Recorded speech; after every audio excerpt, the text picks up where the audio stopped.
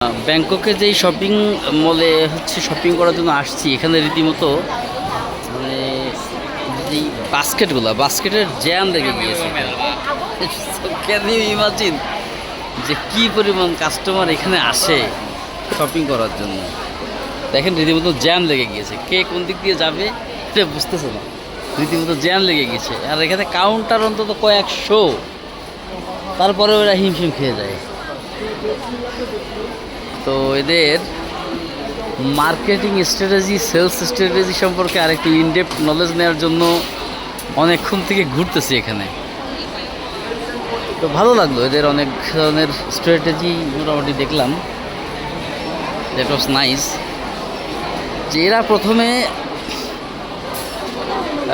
কাস্টমারকে যে কোনোভাবে হোক আকর্ষণ করে একটা প্রোডাক্ট পারচেস করায়, যে কোনোভাবে হোক। যে আপনি এখান থেকে যত ইউনিট প্রোডাক্ট কিনবেন পার ইউনিটে 1 টাকা করে ছাড়, এরকম একটা ব্যাপার। বা বিভিন্ন রকমের ডিসকাউন্ট, অফার, হ্যান ত্যান নানান রকমের হাবিজাবি দিয়ে এরা হচ্ছে মানুষকে আগে কেনায়, অভ্যস্ত করায়।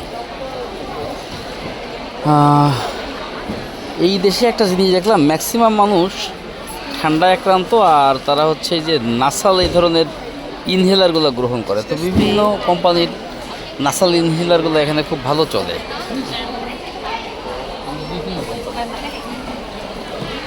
তো এখানে আসছি হলো আমি একটা বেবি ক্রিম কিনতে, অনেক খোঁজাখুঁজি করার পরে এটা পাচ্ছি না, দেখা যাক কোথায় পাওয়া যায়।